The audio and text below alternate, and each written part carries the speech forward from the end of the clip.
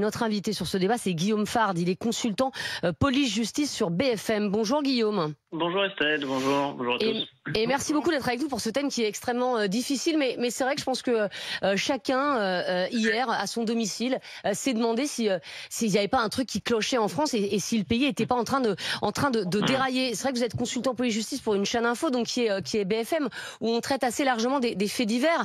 Et est-ce que vous dites ça aussi, Guillaume ? Non, je me le dis pas et j'essaye de pas dérailler moi-même parce que si ceux qui commentent sont ceux qui déraillent, ensuite il peut y avoir un déraillement collectif. Les meurtres d'enfants, c'est ce qu'il y a de plus effroyable avec la pédophilie en matière de criminalité. Et donc forcément, quand un meurtre d'enfant survient, ça bouleverse l'opinion publique. Et ça, c'est à chaque fois. Vous savez, en 1976, il y a un demi-siècle, Roger Giquel ouvre le 20h de TF1 en disant « La France a peur » parce que le petit Philippe Bertrand, enfant, a été tué par Patrick Henry.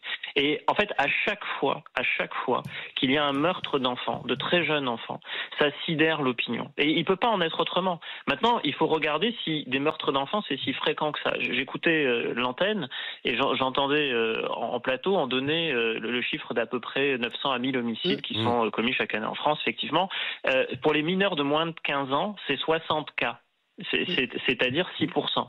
Et sur ces 60 cas, vous en avez 30%, c'est-à-dire 20, une vingtaine, qui concernent les mineurs de moins de 1 an, c'est-à-dire on tue des nourrissons. Et c'est dans le cadre familial. D'ailleurs, pour les meurtres d'enfants de moins de 15 ans, dans 75% des cas, c'est un motif familial. Et donc en fait, les cas où c'est un mineur de moins de 15 ans qui est tué hors de son domicile, pour des raisons qui ne tiennent pas à un contexte familial, c'est quasi résiduel, c'est très exceptionnel. Et heureusement, et ça doit rester très exceptionnel, donc à chaque fois ça choque violemment l'opinion parce que c'est sordide, c'est abominable, mais il ne faut pas non plus y voir un marqueur du fait que la France serait en train de devenir un pays où tous les mineurs de moins de 15 ans risqueraient leur vie à chaque fois qu'ils sortent dans la rue. Ça n'est pas vrai et ça n'est pas ce que montrent les chiffres. Mais c'est vrai que là, il y en a eu deux coups sur coup, on va dire. Il y a eu le petit Elias qui a été tué justement en sortant d'un entraînement de foot. Là, il y a Louise et tout ça à quelques jours d'intervalle. Évidemment que ça alimente la psychose.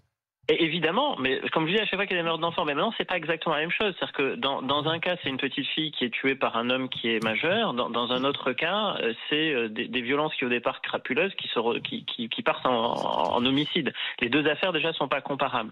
Et même si on veut regarder les statistiques inverses, c'est-à-dire les mineurs qui tuent, parce que là on a parlé des mineurs qui meurent, mais il y a aussi des mineurs qui tuent. Les mineurs de 13 à 17 ans, enfin avant 13 ans il y a 0 cas. Il n'y a pas de mineurs de moins de 13 ans dans les statistiques que j'ai trouvées, en tout cas pour l'année dernière, qui a tué. Mais en 2023, on a des mineurs entre 13 et 17 ans qui ont tué. Il y a 129 mineurs qui ont été mis en cause dans des affaires d'homicide en 2023. Sur 1427 mises en cause. Ça veut dire 9% des affaires. Les mineurs de 13 à 17 ans sont 6% de la population. Bon. Il n'y a pas non plus une surreprésentation. On ne pourrait pas dire c'est les mineurs de 13 à 17 ans qui maintenant tuent le plus. C'est pas vrai. En proportion de leur classe d'âge, toute chose égale par ailleurs, ça reste proportionnel. C'est toujours très grave, c'est toujours de trop, mais ça n'est pas une explosion. Voilà, c'est ça que je voulais dire. Dernière question, Guillaume Fard, est-ce que vous avez l'impression que les médias et notamment les chaînes info alimentent quand même ce climat? Est-ce qu'on n'en fait pas un peu trop justement sur ces faits divers, même s'ils sont absolument atroces?